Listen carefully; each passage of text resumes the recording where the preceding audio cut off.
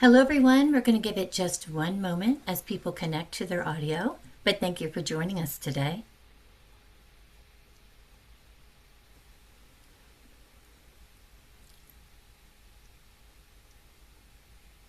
Hello everyone and welcome. We're just giving a moment for connection.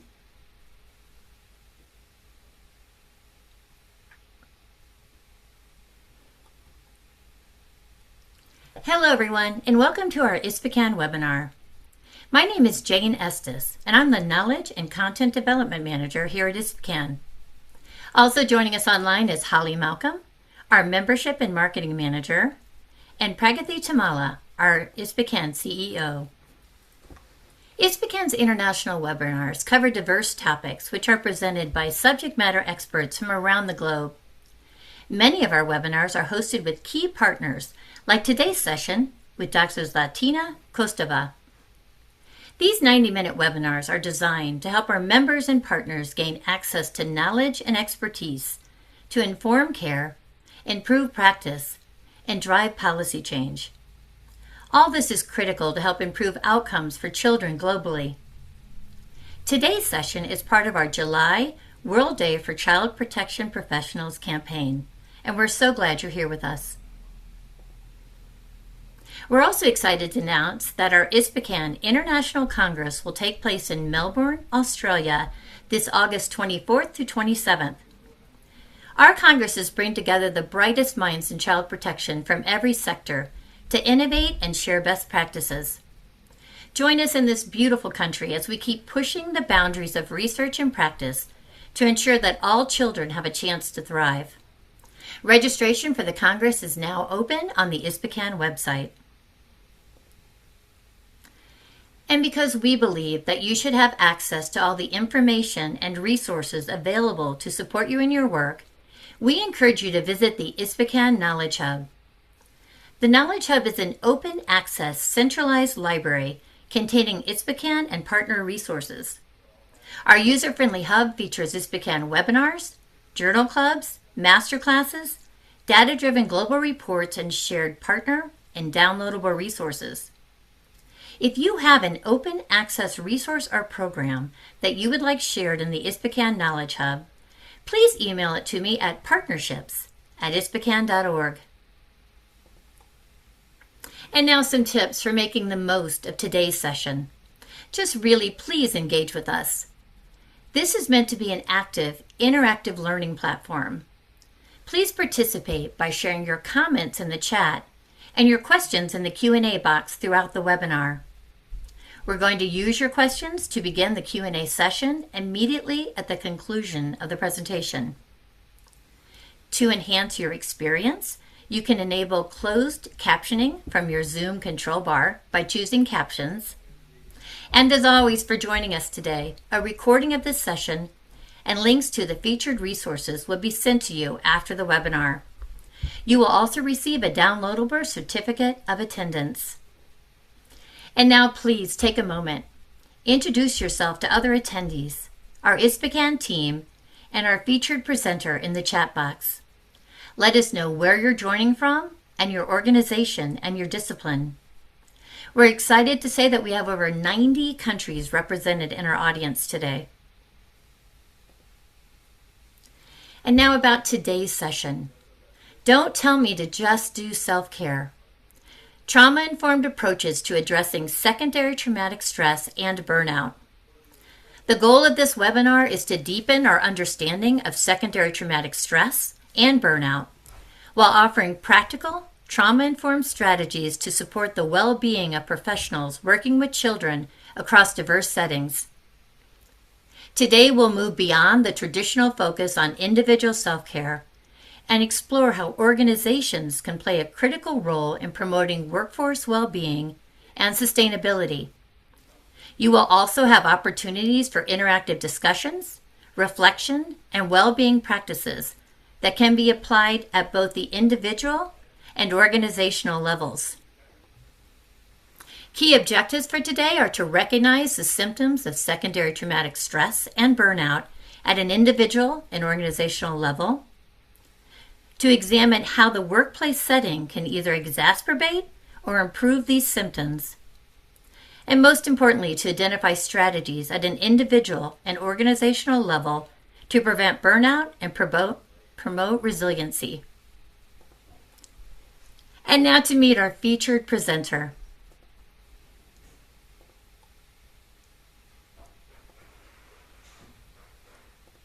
Dr. Zlatina Kostova, Training Director at Lifeline for Kids in the Department of Psychiatry and Behavioral Sciences at UMass Chan Medical School. Dr. Kostov is an international trainer in trauma-focused cognitive behavioral therapy and a qualified teacher in mindfulness-based cognitive therapy. She's a certified trainer in trauma-informed curricula developed by the National Child Traumatic Stress Network, including the core curriculum on childhood trauma, resource parent curriculum, and breakthrough parenting curriculum, as well as forecast. Zlatina specializes in evidence-based treatments for childhood trauma and has been a pioneer in implementing these interventions across the globe, including in war-impacted countries such as Ukraine. Her work with Ukrainian mental health professionals during the ongoing war has further strengthened her interest in professional well-being, resilience, compassion satisfaction, and the impact of secondary traumatic stress on child-serving professionals. And now it's my absolute honor to turn the session over to Dr. Zlatina Kostova.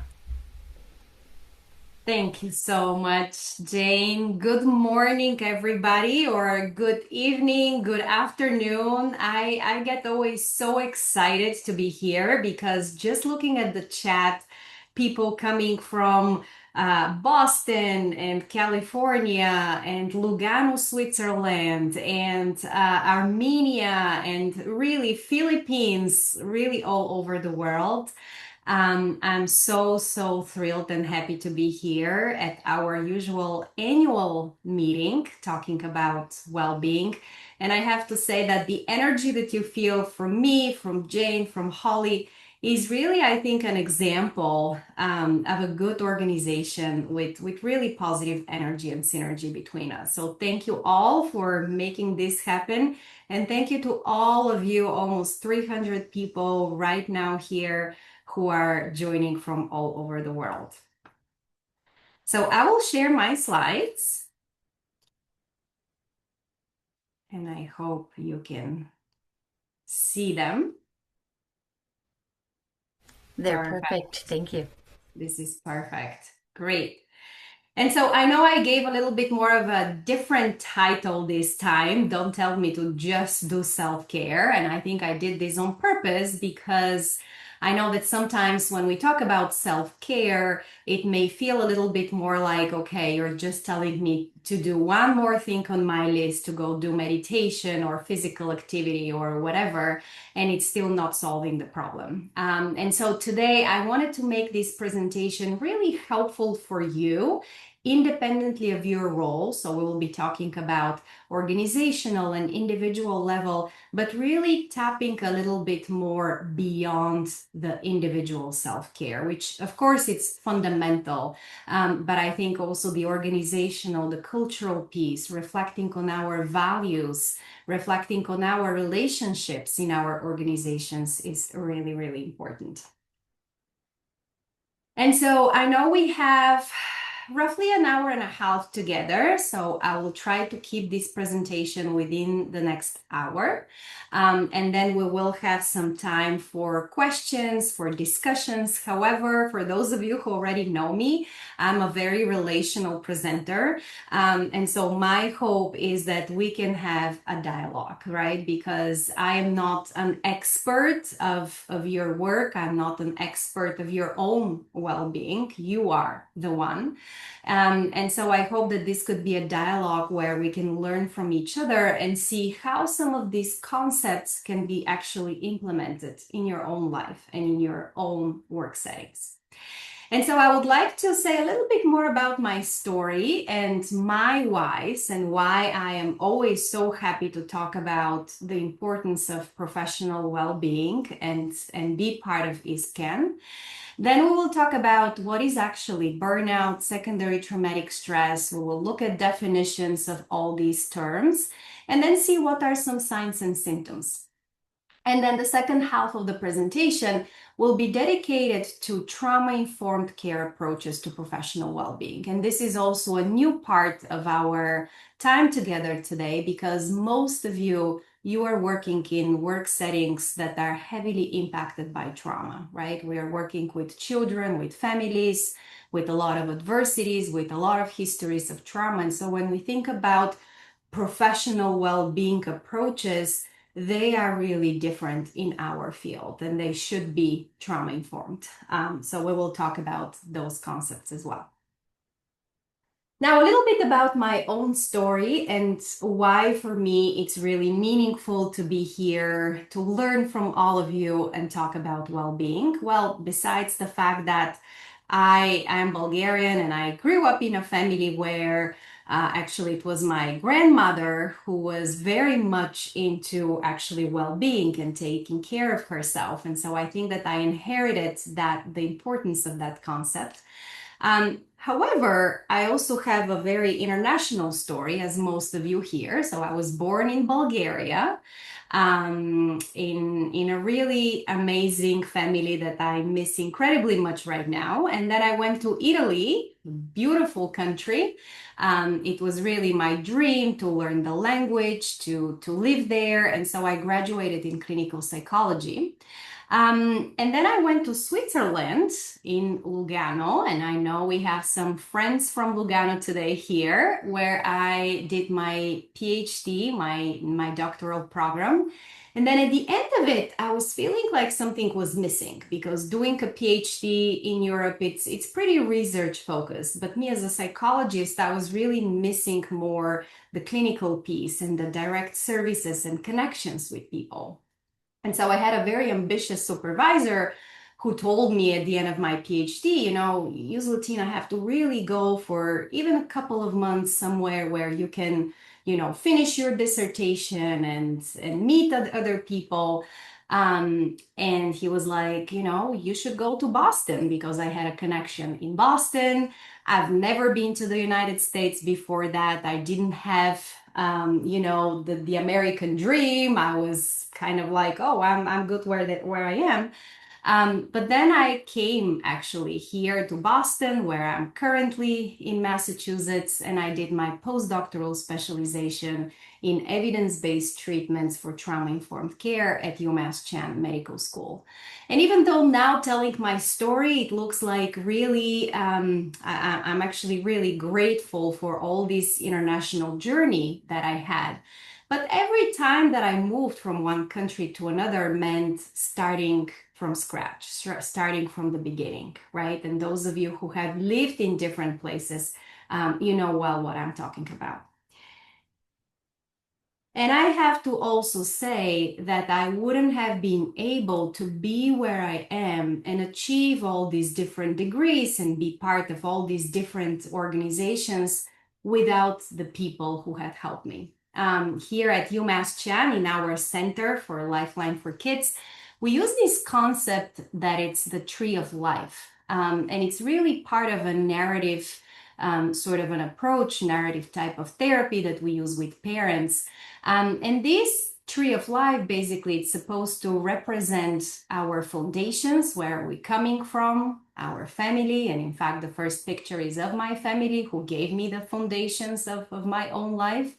And then all the trees are the people who actually helped us. And here you can see my different mentors from my undergrad studies up to now, where I am right now. And again, I am just sharing this because I truly believe that organizational well-being and in general well-being is actually really connected to relationships. It's really connected to a sense of belonging. It's really connected to a sense of connection. And so again, today we will be talking about that, but I really wanted to emphasize the importance of having the right mentors, of having those connections that can really help us to move through stages of our own life. And another reason why I think this is meaningful is because I think when I was talking about well-being and burnout up until a couple of years ago, I think I cognitively knew what that was. But I think it's very different when you actually experience burnout. And I think in the past couple of years, I knew what this is about. And when I was in that place of burnout and secondary traumatic stress, what I've noticed was that, again, the relationships in my workplace was impacted, right? I was more withdrawn. I was not feeling connected. And I think that, again, burnout can have so many different impacts at so many different levels. And so today, this is the reason why we will be tapping a little bit more into the concepts of belonging, right? And the concept of really operating and working and living based on your own values. Because when we are functioning out of our values, I think things become really more difficult. And when I was looking at research studies, I was looking at many different resources, some excellent resources that we will share later. And when I look even at the definition of well-being, this one is using the acronym PERMA, we can see that it's really a lot about enjoyment and life satisfaction, but very much connected to the relationships that you have in your life, how engaged, how connected you feel with other people, how supported and seen you feel by them, and also a sense of meaning, really connecting with what has value in your life and what is worthwhile. And with that, I'm also actually a teacher of mindfulness-based cognitive therapy, and this has been one of the strategies that had helped me during my own transitions in my own life. And so I would like to actually start our presentation with a little mindfulness activity. It's called loving kindness meditation, which is really helping us to increase our sense of own self-empathy and self-compassion, which I think is fundamental to start. So I would invite those of you who would like to follow this meditation to sort of follow the guidance. However, again, you don't have to engage in this activity. If you prefer to use another object of attention, you can absolutely do that. But again, the purpose is to reconnect ourselves, our bodies, and our minds, and bring a little bit more of that befriending with ourselves. And so I would invite you to take a comfortable position as you are sitting by bringing your back straight, sort of aligning your back with your neck and your head. If that feels comfortable for you, I would invite you to close your eyes or maybe lower your gaze so that you minimize the distractions around you. And I would invite you to immediately tap into a full awareness of your body right now.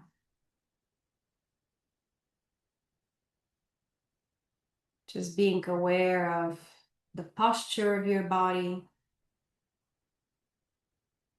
aware of any sensations of touch, pressure, as you're touching the surface of your chair or any other surfaces. And then bringing your attention to your breathing.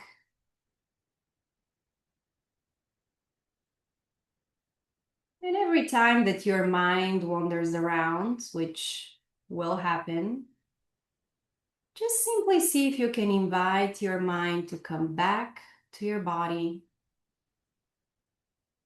to come back to the present moment.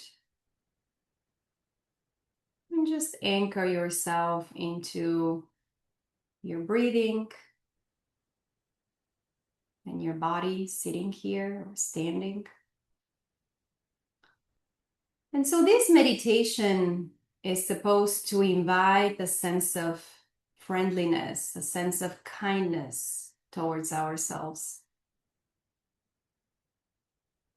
And so I would invite you to set this intention. And the first step is to bring to your mind someone. It might be a friend, it might be someone that you don't know so well, or you do. It could be a pet, someone who is really easy to love, easy to care for, someone who brings positive feelings in you. See if you can visualize this person in front of you. And now I would invite you to wish them the following things, which I will say, and just send them those wishes saying, may you be safe. May you be happy. May you be free of pain. And just sending those wishes to this person, or again, a pet, or whatever you're choosing to visualize. And sort of feeling all the feelings that are coming as you are wishing these things to this person. Allowing your body to feel whatever is present here.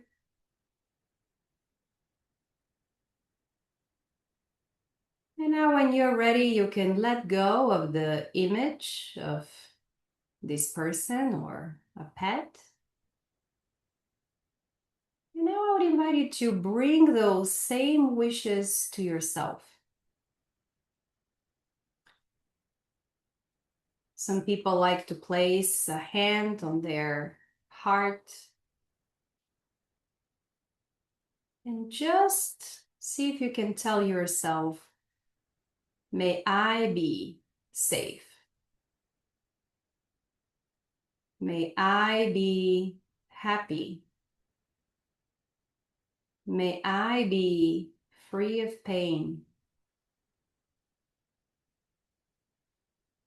And again, you don't have to believe in those wishes, or you don't have to achieve a specific way of feeling, but see if you can simply practice this sense of kindness and compassion towards yourself. And now I would invite you to bring your attention back to your breathing, to your body. And simply acknowledging the fact that you are showing up here and you're present and aware of bringing more balance in your own life. And so I would invite you now to open your eyes as we are at the end of this practice. If your eyes were closed, to sort of bring your awareness back to the surroundings. And this was a very short version of loving kindness meditation. And I'm curious to hear from people, how was this? What was your experience as we were practicing? Feel free to write in the chat. I see a lot of hearts, which is great. Relaxing, calm and peaceful. Excellent and wonderful to tie to your faith. That's great. Familiar, relief.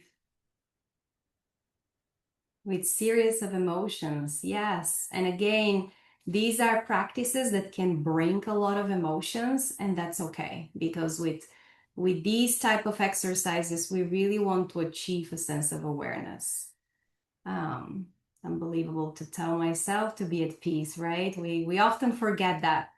So thank you all for engaging. I know this was a very short version, but in my slides there will be resources where you can actually engage with this type of practices um, for a longer time. All right. And so, with that, again, we are seeing in the field when we talk about secondary traumatic stress and burnout, we're seeing a shift in the past years from single base type of models, which are basically those that are focused on just ourselves, right? I have to go and do something and solve my own wish issues, right? Towards those bifocal models where we actually think about what can we do both at an organizational and individual level. And as I mentioned earlier, when we look at some of the newer models, such as the complex stress model, which had evolved in the past years as well and started with Dr. Pat Fisher, when we think of our own work field, right, which is child protection services or mental health or working with families and children in whatever roles you're involved, again, it is not just the burnout related to the amount of work and the stress at work, but there is also a lot that it's coming from the trauma exposure, right? And so again, there is a lot of the burnout and job stress, some toxic dynamics such as microaggressions, right? And things happening within your organization, but we're also exposed to direct and indirect trauma, right? Which is related to the secondary traumatic stress. And now I'm really curious. I know that Jane will put a poll here, but I'm really curious to hear from you because, again, you are the main voice and driver of this presentation. If you think of your top sources of stress at work, what would those be? And there is, you should be able to see a poll in front of you, and so feel free to click on whatever is here, and if something is missing on this list, you can click other and then share in the chat.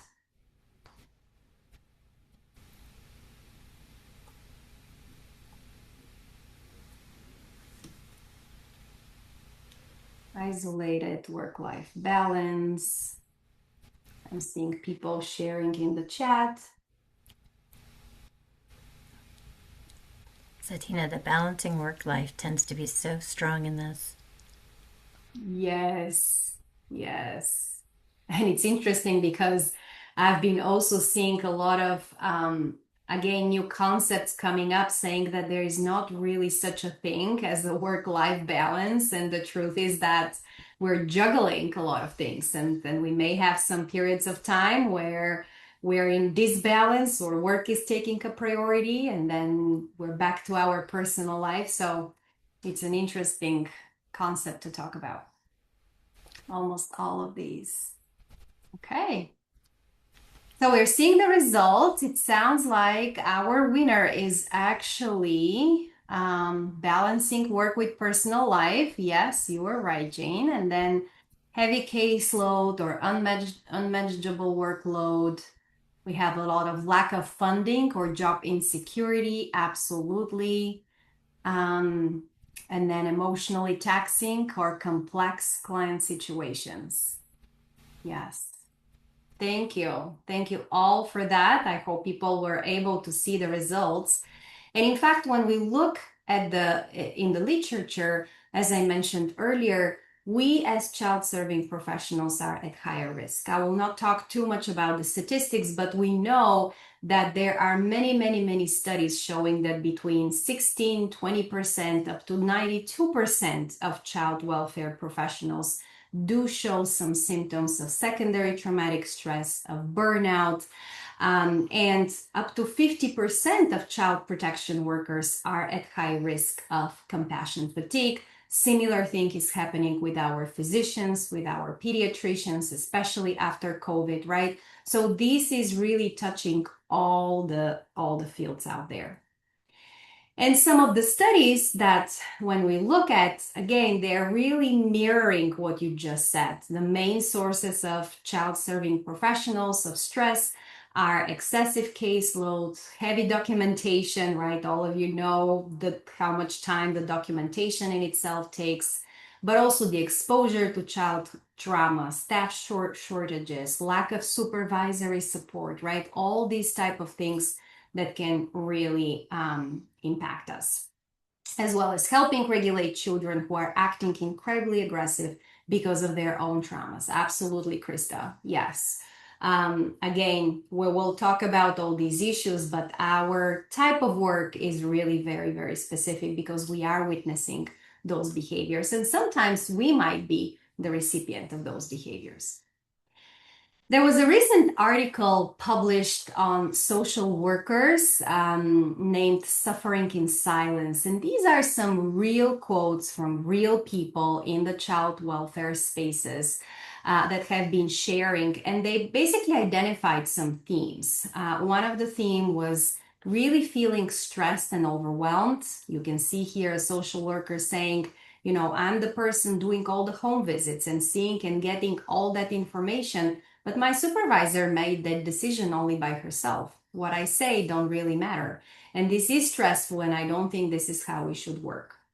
Another person saying, you know, it feels very stressful for me. I call it suffering in silence. You can't tell a client that, oh, I agree with you, but my manager doesn't. Because as a department, if the department made the decision, well, we made the decision. There are a lot of negative stereotypes associated with our work. One of the workers were saying about the caregiver, she called me a baby snatcher and accused me of trying to do anything possible to destroy her family. People have so many stereotypes about this work, and I find that to be stressful, right? And we can have many, many slides here about the complexities of our job and how sometimes it may feel unbalanced what we are doing and how this is landing with the recipients of our services or moral distress within our organizations. And we know that if we don't address this stress, it can have real consequences, both on our personal life in terms of our relationships. Most of you know when you go back home and you're stressed, right, you show up in a very different way. And also professionally. Now we have another interactive little activity here on Padlet, but I wonder if maybe we can just do this in a group and then we will use Padlet for something else. But when you think about the type of support that you actually need, again, we want to make this really personal to you and your situation. What is the type of support that you need in your organization, or even things that you would like to learn here today? Is it more leadership support or shift in organizational culture? Is it that you need more opportunities to connect with colleagues? Is it more of a practical tools like managing stress in the moment or how to listen to your clients? So I would love to see people's opinions in the chat about what is actually the type of support that you need, including our time together here.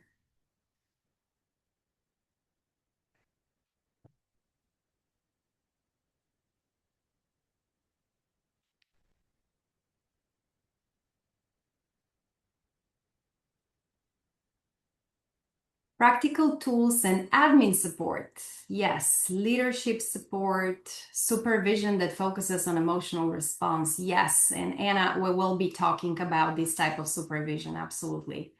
Leadership and change, connectedness, more connection with colleague, a lot of work remotely.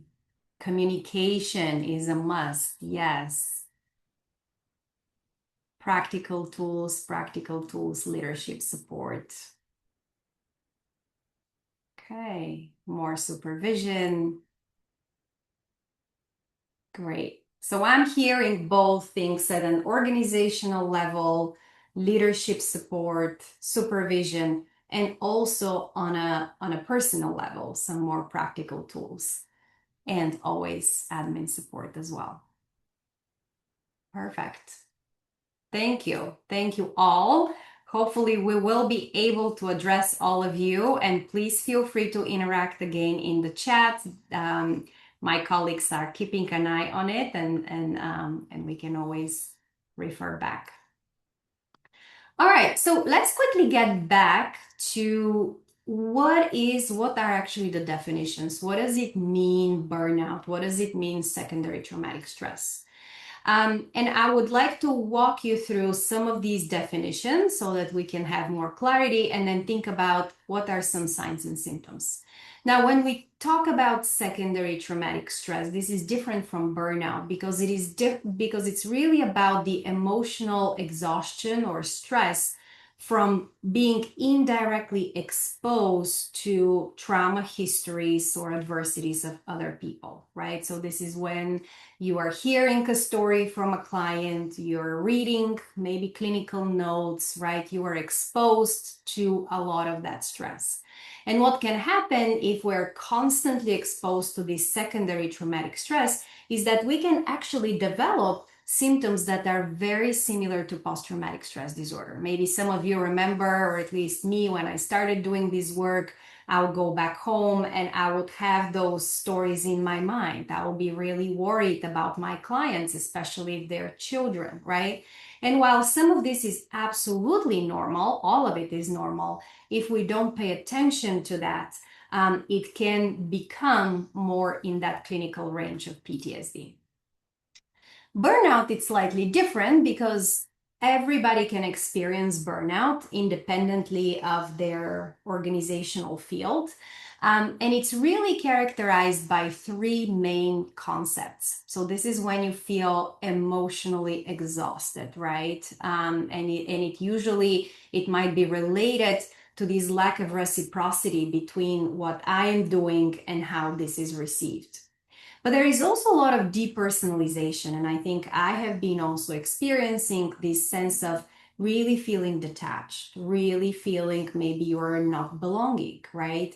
Your interest in work becomes much less. You're less motivated. And then reduced feelings of personal accomplishment, right? You're perceiving as no matter what you do, it is never enough or it doesn't make any difference. And I was reading an article about the psychologist who quit his or her job after 20 years of clinical practice.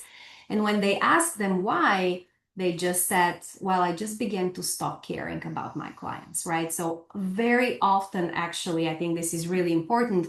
When we talk about secondary traumatic stress or burnout, often we may see that it looks like that fire on the slide, right? People may be getting angry or crying or leaving their jobs, but sometimes it could be really invisible, right? It could be the employee who is less talking, who is taking less initiative, who is more absent from work, right? So it can really happen in silence. Now, there are also many related terms to burnout and secondary traumatic stress. Direct exposure, so those of you, for example, working in inpatient psychiatric units or in hospitals, right, you may be witnessing people trying to kill themselves. I worked in an inpatient psychiatric unit for some years. And the things that you may witness there, including the example that one of you gave with witnessing aggressive behaviors of children, that can be really traumatizing, right? Vicarious traumatization is when we start to think differently because of our work. So let's say if I'm working with a lot of children who have been victims to sexual abuse, then I may develop a fear of leaving my own daughter in a daycare center or having her meet with some friends or things like that, right? This is when our way of thinking changes and I may start doubting the world and I may start not trusting other people. Compassion fatigue. This is another term that brought up some controversies about how can I be fatigued from my own compassion. And the truth is that there are different types of empathy. I was very much inspired about this presentation from Brené Brown, and I have some activities that I adapted from her. But she talks about different types of empathy, and she talks about cognitive empathy and affect empathy, right? So the affect empathy could be that type of empathy that brings to burnout. This is when we feel everything that our clients are feeling. We're taking it all in, right? And this can lead to burnout. Cognitive empathy is different, right? Cognitive empathy is I know how you feel, I understand your situation, right? However, there is a sense of detachment. There is a sense of I am with you, right? And I am in this whole together with you. But I also want to help you, right? And I am sort of connected empathically in a cognitive level, right? And so when we do a lot of this affect empathy all the time and we're burnt out, that can lead of our inability to hear our clients, right? We may want to avoid some clients and so forth. And I also want to check in the chat. Absolutely, I will, Ellen. I will share a book by Brené Brown, and we'll engage in a very nice activity by Brené Brown. Jane, if you are online and if you Google empathy by Brené Brown, there is a very short YouTube video that you can share with people, which is really, really amazing. Perfect. I would be happy to do that. Thank you. And I see people putting other recordings. By the way, please feel free to share any resources that you have. And I see those. Jane, if we can save the chat, that will be amazing. But I think this could be the richness of meetings like this could be actually thanks to you if you're all sharing some resources, whether it's a meditation or a book or a quote or anything that can be helpful. So we would love to collect all these and then send them back to everybody. So now, moral distress is something that recently and in general we all experience. And this is basically when we know what is the best practice. For example, if I am treating a child, I know what's best for them or the best intervention to do. But because of some organizational limitations or policies or how the systems are interacting between them, this cannot happen, right? And so this is a huge moral distress that can impact us as well.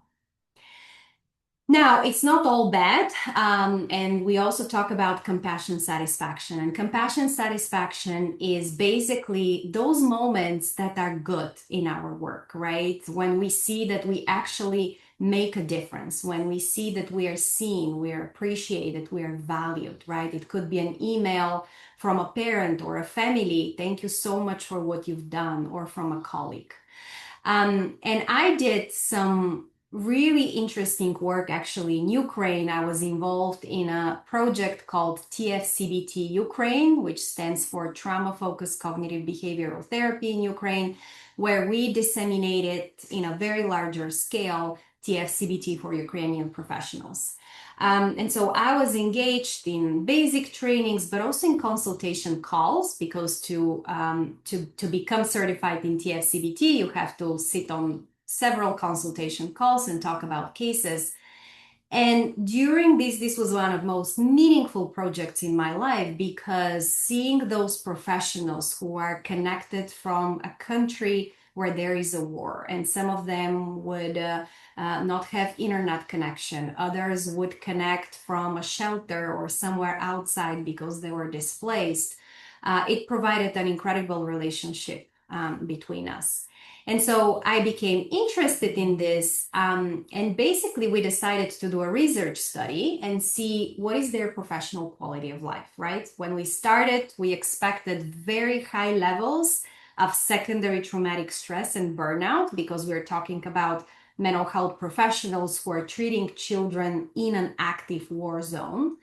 What we have found, and the paper is available online, is that actually those psychologists, they had pretty low to moderate levels of burnout and secondary traumatic stress. And we're not saying that they didn't have any, they did. However, their levels of compassion satisfaction was really high. And a lot of them were telling me, actually being in Ukraine and being able to learn new strategies and new techniques, how can I help my clients and the children of my country, gives me an incredible sense of satisfaction. And so I'm saying this because those are things that really matter, right? Thinking about our whys, thinking about our own reasons why we do what we do, and that sometimes the answer of how to manage our own stress is actually helping others as well.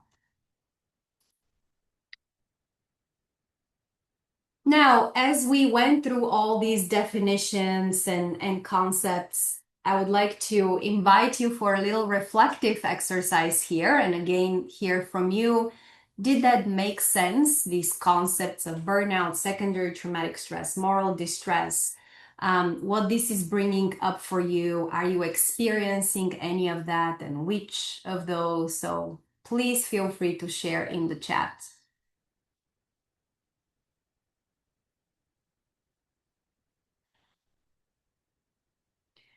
Moral distress away from work. Yes, this one is a pretty big one. Have experienced before. Feel I'm able to label my experiences and help my colleagues. Hypervigilance and nightmares. Yes, those are some of the signs and symptoms that we will get into. Moral distress. Several categories. Yes, family trauma, nightmare, hypervigilance in relationships outside of work, right? So this is again the vicarious traumatization. The worst of humanity. Yes, and the impact again on our personal life and how our own relationships are suffering. Oh, thank you so much for all these meaningful comments. Can't sleep, dream about working.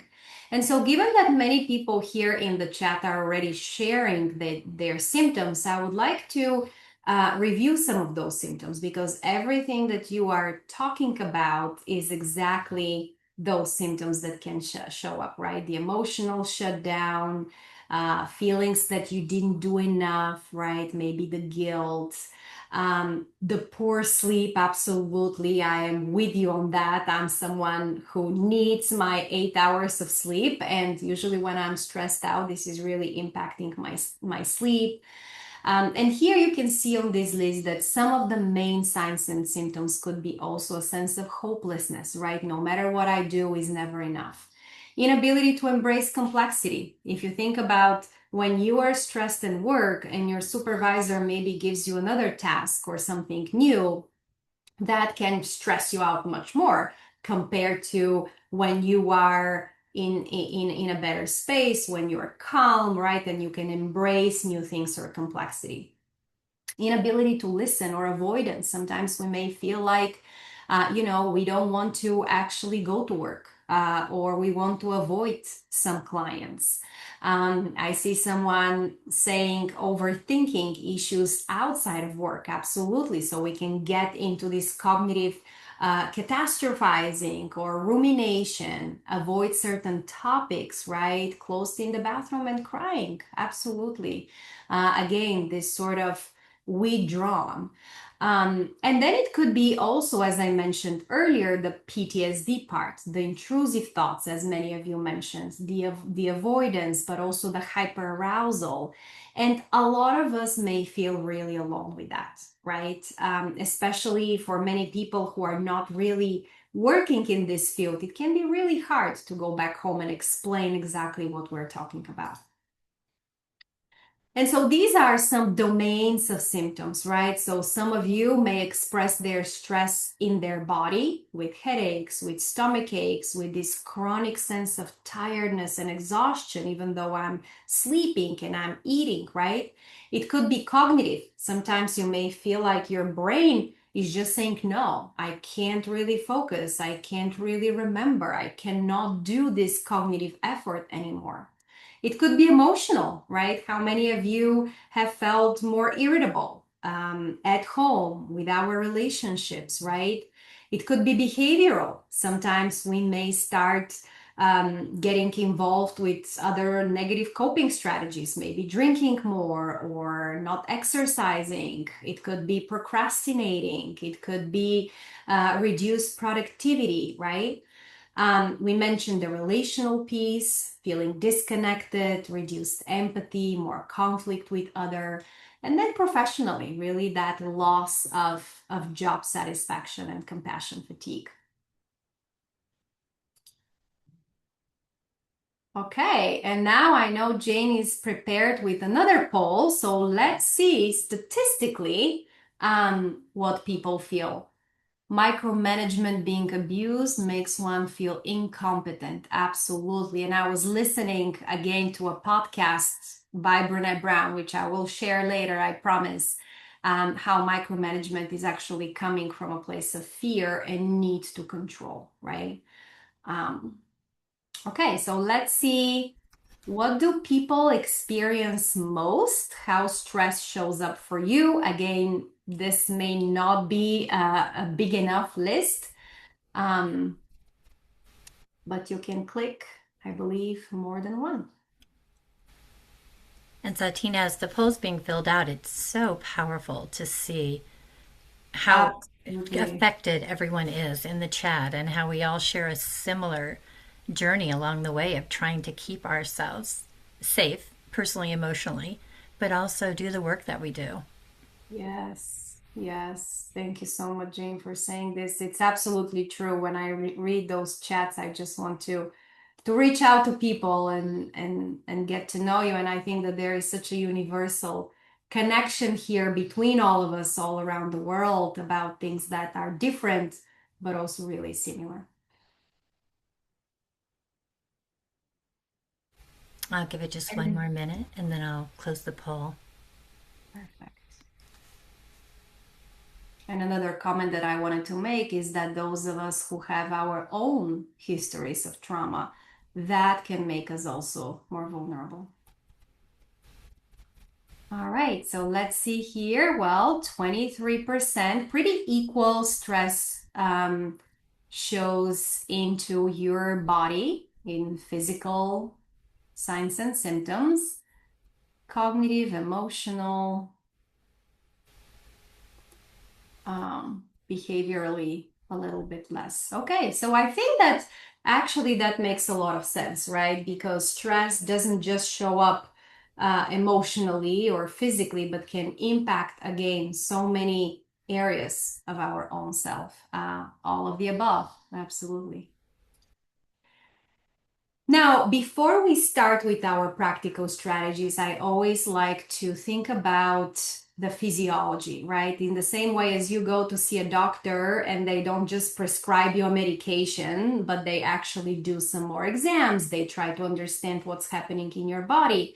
In the same way, I don't want to jump into, okay, here are things that you can do before we actually understand what's happening in our bodies when we are experiencing those levels of burnout and secondary traumatic stress. And now most of you, I am sure enough that we are all familiar here with the fight, flight, and freeze, right? When we are exposed to stress, when we're exposed to trauma, usually our brain starts releasing different chemicals that can prepare us to either fight the enemy, right? If I see a fly or a mosquito, I can fight it back. To run away, right? Or freeze and pretend that I am invisible or I am dead, right? Now, what we have learned from a lot of research and experience is that actually fight, flight, and freeze doesn't really work very well in a long term. Because guess what? Again, if we want to just fight our work or boss or colleagues, right? This is not going to work well. We can't really run away. And when we pretend that we are invisible or try to be invisible, then we feel really isolated, right?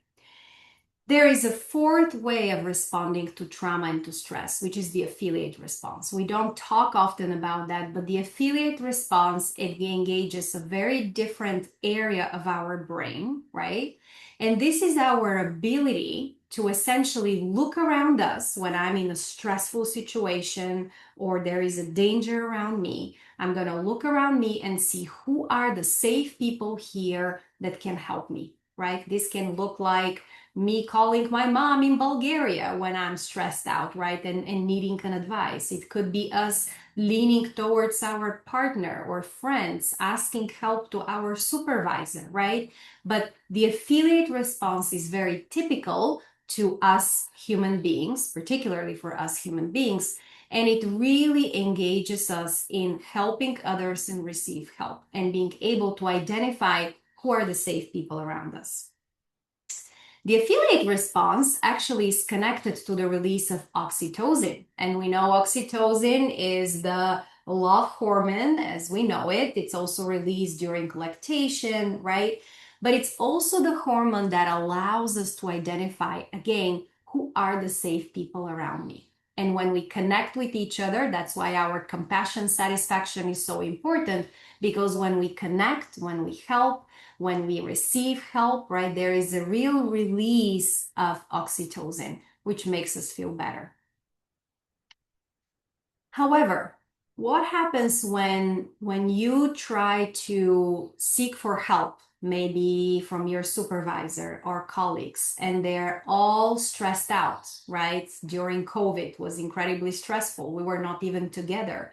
Maybe you go back home and your partner is stressed out because their own things, or maybe you're more isolated. There are not so many people around you.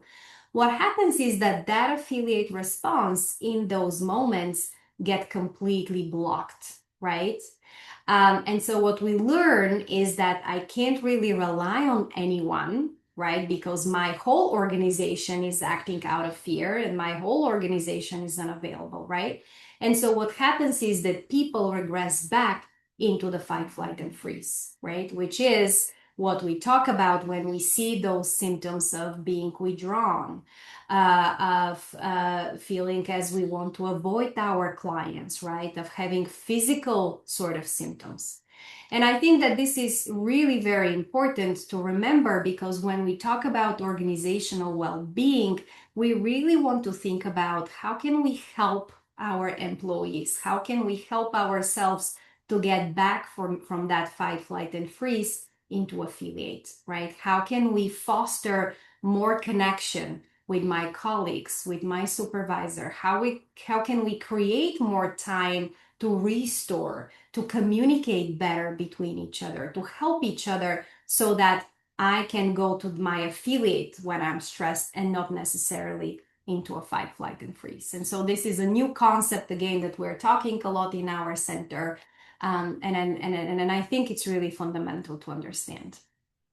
And I see some comments and questions. Is it first the oxytocin and that makes us find connections, or do we have to first connect and that oxytocin is released? This is such an excellent question, Martina. I think I'm gonna go back to the literature and look for that. I'm not sure if it is bidirectional or unidirectional, what is first and what is second. It may happen sort of together, but we do need the oxytocin to identify who are the safe people around us. And this is called social salience, right? Because if I ask help to the wrong person, that may not be helpful, right? And then we do know that when there is, and this is coming from theories of attachment, imprinting, right? We have seen these same studies in animals, and we know that connection, because we are wired for connection and we're biologically built to connect, that helps the further release in oxytocin, which then helps us to have more pro-social behaviors, right? When you feel connected, when you feel safe, when you feel heard, you are then more likely right, to relax your own nervous system and then engage in more of those behaviors. So it is probably a simultaneous relationship, but I think that's a great question. And so this is why we say that not all stress is toxic, right? There is positive stress. For example, when I showed up here and Jane told me that there are over 1,000 people who registered today and who will be watching this recording, right? I might have felt some sense of stress, but this is a positive stress, right? So I'm happy, I'm here, I am learning, I am pushing myself out of my comfort zone. But ultimately, this is a positive experience for me and for you as well. Tolerable stress is a stress that it's temporary, right? And it's buffered by supportive relationships, right? So you have temporary work stress, but you do have relationships and colleagues and people around you that can help you buffer that. Stress becomes toxic when there is a prolonged activation of that stress response in the absence of positive relationships, right? This is a whole research study coming from the Harvard Center for Developing Child. But I think, again, it's a really important concept to understand that it's not just the stress, but it's also the buffering, right? And that's why in our center we use the quote, it's not about just summing the suffering, but building the buffering, right? So the question is, how can we build that buffering in our organizations and in our lives so that we do more that affiliate response? And so these leads me now into the core principles of trauma-informed care models. And these are our practical tools. Since we're engaging a lot in the chat and we will have some activities, we'll probably go until the end of our time, which is different for all of you. But again, feel free to engage in the chat so that we can interact around all these activities. And so how can we build this buffering? Again, one of the answers, it could be engaging in trauma-informed care models in the organization. And according to SAMHSA, there is this framework of the 6 core principles of trauma-informed care. And those are the sense of safety. So then this could apply, by the way, to our colleagues, but also to our clients. But we want to make sure that we feel safe, right? We feel psychologically and physically safe where we work. We want to feel that we are empowered, that we have voice, that we have choice in what we are doing, in the decisions that have been made, that our voices are heard. We want to engage in collaboration and mutuality, right? And we also want to have trust and transparency. We will talk about some of these concepts and how to operationalize them, but trust and transparency is really important between us and the leadership and our colleagues. Peer support, again, how can we build more of that connection? Maybe meetings where we debrief our levels of burnout and stress instead of talking about clinical cases or work. And then, of course, taking in consideration, and this applies to all of you, our cultural, historic, gender identities, right? And how they might impact our work. So we will be following this trauma-informed care model today. We will not have the time to talk about all of these concepts because they are a lot and they're really important, but we will focus particularly on 3 of them. And those are the safety, empowerment, voice and choice, and trust and transparency. And because I like acronyms, I decided to call it is all SET, right? So we will use the acronym of SET when we talk about organizational well-being, right? And so we will talk about how to establish a sense of safety, empowerment, and trust. And as I am moving along with these slides and all these approaches, again, I will be using more of a bi-directional approach. So we will be talking about what are some strategies at an organizational level, maybe those of you here who are supervisors, leaders, but really any of you. And then what are the things that we can do individually, right? What are some practical tools that we can use when we're sitting with a different client or talking to a colleague? Oh, sorry. And so the first place to start, right, in an organization, we cannot thrive, we cannot learn if we don't feel safe, right? If I don't feel heard, if I don't feel protected relationally in my organization, it will be very difficult for people to learn, right? Um, and so we talk about different types of safety. There is definitely the physical sense of safety, and I hope that most of you are working in physically safe environments. However, those of you working in residential places, hospitals, inpatient units, right? All of those places may also sometimes feel physically unsafe. But there is something that we call psychological safety, right? And this is essentially the permission to be fully myself, right? And when we talk about relational safety, it is really about our sense that, no matter how I feel, no matter my levels of burnout and secondary traumatic stress, I can talk about this thing, right? And I feel like we are in this together and I matter, right? And so let's think about some organizational level approaches to achieve that sense of safety. There are different levels and types of safety that we can think of in terms of an organizational level. And those are, I already mentioned, the physical safety, right? Do I feel physically safe at work?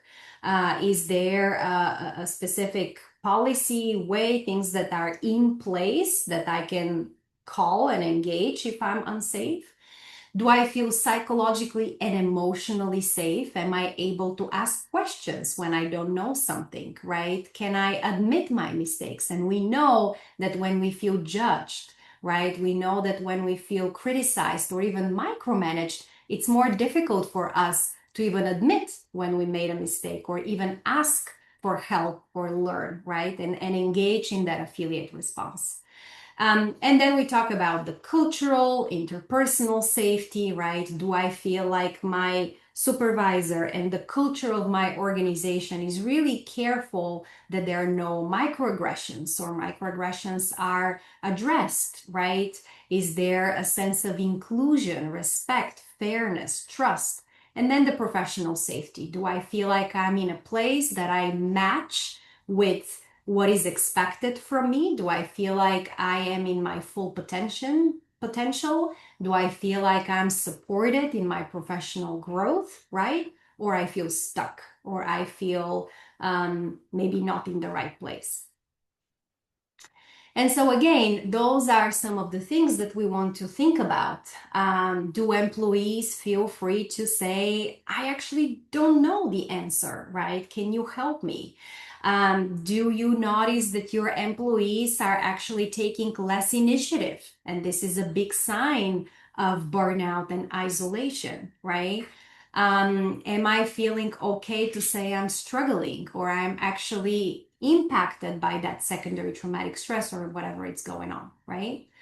Um, and again, do I feel respected and valued? Can I grow without fear? Can I talk to my colleagues and supervisor, right? And if I want to pivot my professional direction or growth, do I feel safe?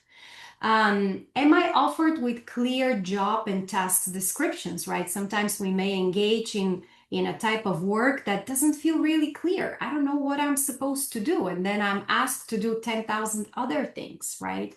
And do I have this adequate supervision where I am offered this optimal space of growth where I am capable of growing and expanding, but it also doesn't feel completely out of reach? Relationship triangulation at work. Ellen, this is also a big one. Well, I have to take a note here. But again, I do believe that the organizational culture is fundamental, right? And so, yes, there could be splitting in an organization, there could be triangulation. That's why I like to say, right, that we want to talk to people and not about people. But that's really, really important question. And again, here are some practical ways to build safety at an organizational level, creating a sense of clarity, being clear in the communication, being clear in the expectations, but maybe also starting a meeting with connection. Instead of starting a meeting and jumping right into the agenda, I like when my supervisor actually looks at me in my eyes and asks me, how are you doing? How are we doing today? Right? And we start with a sense of connection, which is really grounding. Normalizing well being and normalizing that, yes, those are things that exist. This is not a personal vulnerability that I'm burned out or that I'm suffering secondary traumatic stress. This is a very normal response to an abnormal condition. And then we talked about addressing that triangulation, right? That relational unsafety that we may see in our work. Now, how can we achieve a sense of safety at an individual level? I really like to think that sometimes it might be really difficult for us to completely separate our work selves from our personal life, right? We are one person. And one of the things that I really appreciate in my center is that we are, most of us are women with families and with children. And I think that it's been really helpful for me that I can show up at work also with my personal challenges, right? I'm a mother. Sometimes I need to change my schedule. And I think that when we can do that, when we can show with our full identities and being supported in that, instead of being asked to just split and leave our personal roles just at home and show as a robot, I think that that makes it really, really difficult. Recently, I was taking a class on cultural diversity, and I really loved one of the exercises. And I would invite you to do the same thing when you can, when you have a chance. But we break a lot of identities, right? We don't have just one identity, we have different identities. And so you can think about, if you draw a circle, I would invite you to think of what are your identities and what kind of percentage of these identities they are taking on that pie, right? So for example, for me, when I think of myself, my identity as a mother is really important to me. It is the most important identity that I have, more than my professional one, more than anything else, right? I also identify as European. I'm strongly connected to my Bulgarian roots. I'm white, right? I see myself as an academic psychologist, and there are many, many more identities. And then I want you to think about if you had to ask someone else, maybe your supervisor, maybe a colleague, what are the identities that they are seeing in you? And if you can draw that same circle, right? Sometimes we may realize that people may see more or less of our identities, right? So there are some identities that we identify with, but they may not be so visible to others. And I think it's really important to just be aware again of what is really important to me, right? And what do other people see? What are the things that are more visible, but also those that are less visible? And do I want to bring more awareness and bring my full self at work as well? Another individual level strategy, again, we work witnessing a lot of histories of trauma. And sometimes we may feel that urge, normally so, to share our cases, right? I heard a horrible story about a child or a family, and I need to share it with someone. And that's absolutely okay. That's absolutely important actually to do so that we can process our exposure to trauma. However, I really, really love there is the 10th Academy, which I strongly advise everybody to consult. Jane, feel free to put this in the chat, but this will be also in your slides. And they have a lot of different practical strategies for organizational well-being, but one of them is the low impact debriefing, right? So how can we debrief those stories with colleagues or other people in a way that it's not sliming them, in a way that it's not necessarily getting too much into details? And so first we want to be aware of how this is impacting me.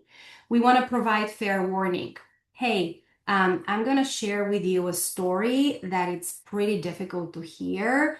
Is that okay with you? I'm not going to share a lot of details, but it's something that really bothers me. Are you okay if I take 5 minutes to process this with you, right? When we had the consent, then we can disclose, but again, limited disclosure. We don't need to get into too many details because people can still get across what we have heard or what we have seen, right? And so this is really important to keep that safety and interpersonal boundaries. Self-regulation, right? We know self-awareness is fundamental. Before we can make any changes, we have to be aware what's happening in our bodies, what's happening in our minds. That's why we took 5 minutes at the beginning of our time together to ground ourselves into a mindfulness meditation.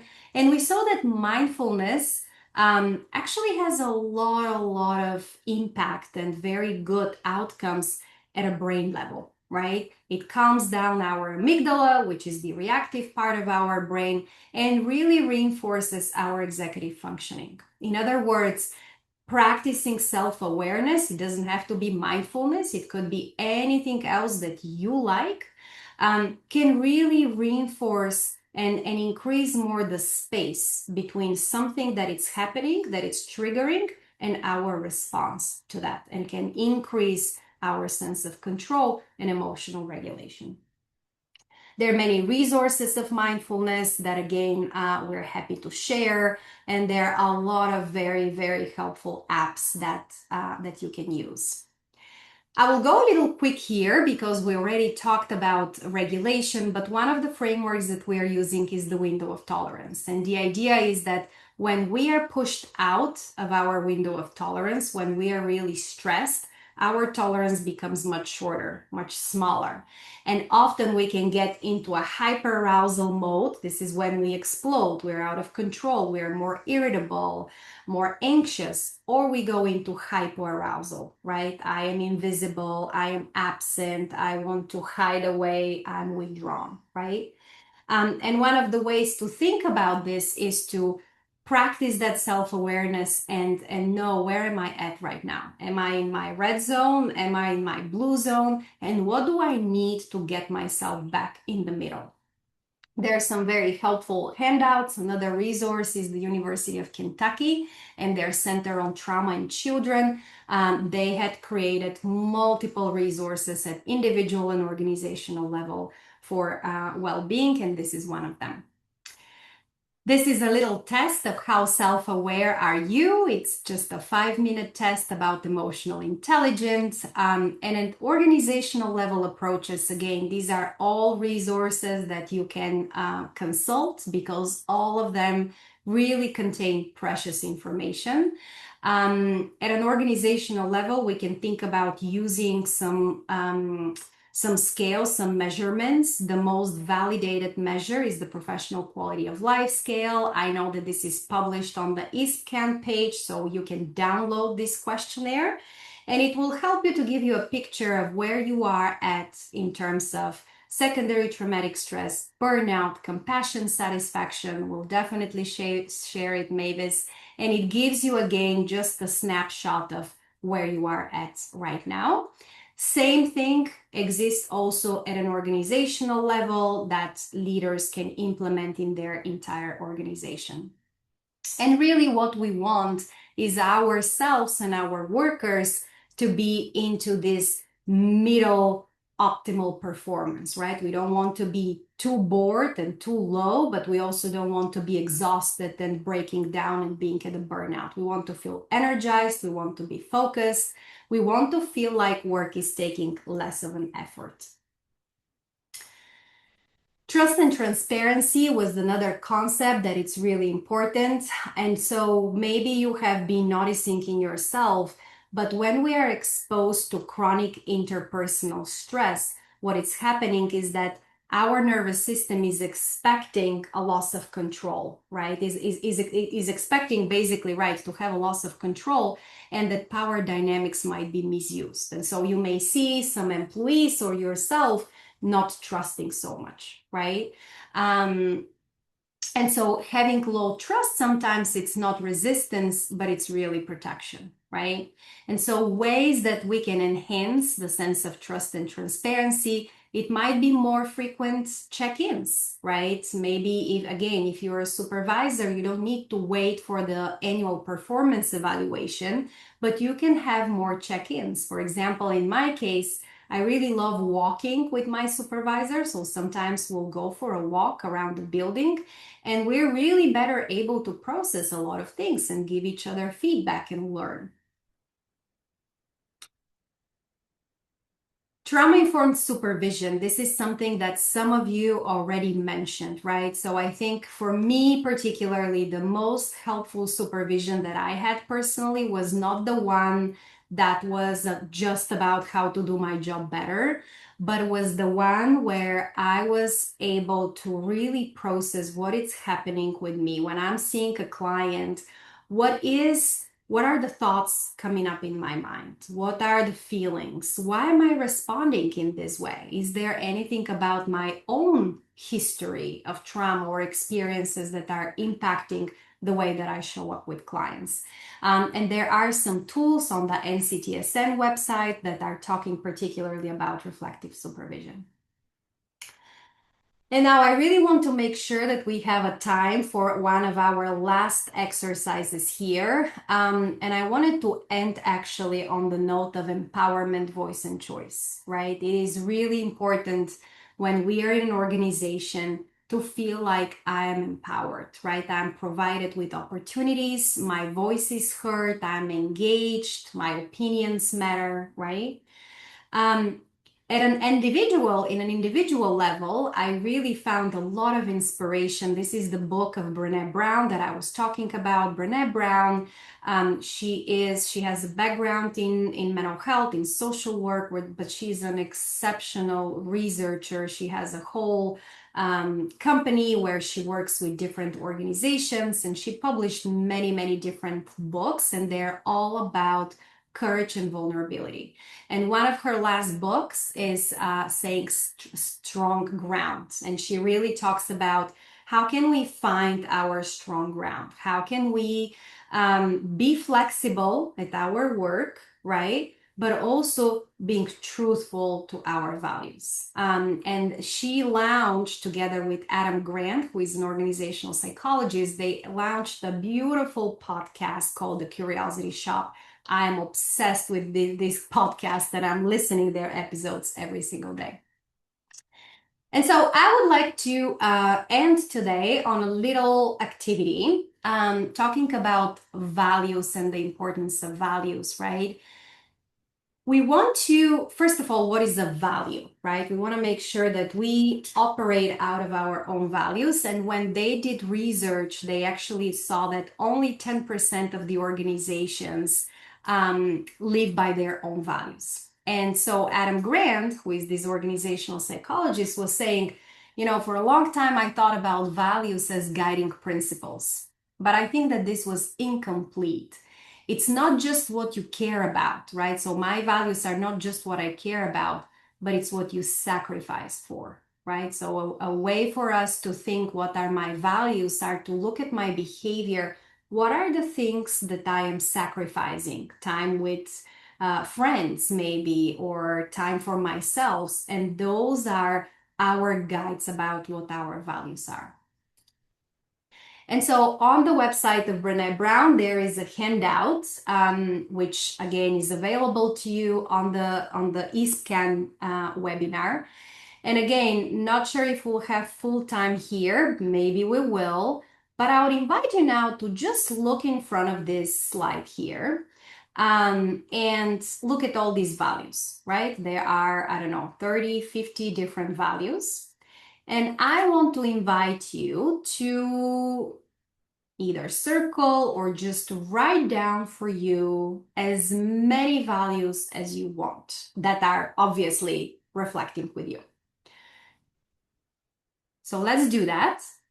Let's take maybe 30 seconds here for people to look at all these values and think about what are those that resonates with you the most. And now I want you to write down for yourself the two values of this list, it may be another list, that are the driver of every single one that you circled before. Because the truth is that we can circle 20 of those values, but usually we have two or three that are the forge, that are the fire, the driver of all of these, right? For example, for me, I can resonate with care, with authenticity, financial stability, parenting. But at the end of the day, really my two true values are connection and making a difference. And so to end on this positive note, we actually created a little Padlet here that I will share with you a link. And you can put your top two values on the chat. So I'm going to put something in the chat if people can take a look. If you click the link that it's in the chat, it will take you here. This is Padlet. This is a platform that allows us to share different ideas. And if you see, do you see my, I hope everybody can see my screen. I'm so sorry I can't hear people. If you click on post on the right lower corner, there is an icon with a plus sign and it says post. If you click the post, it will come up a little window with a subject, and then it says, write something incredible, right? And I would invite you to write down your two values. So this is how I do it. And then if you click on publish, we're gonna have some different little post-its that are popping out for us. And I think that this will be a wonderful way to see what are the values of people. And so, Tina, it may ask them for their name. They do not have to do that. They can skip that and then to hit publish. So start with Yes. post and then hit publish. Yes. I see a lot of people are using the chat, but if you feel comfortable using Padlet, we can actually send you the PDF of all these values. Truth and faith, confidence and connection, self-discipline.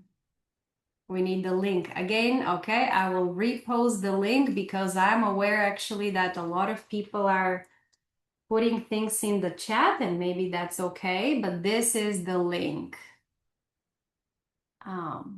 Simplicity and making a difference. Okay, I see now more people logging in. Okay, respect.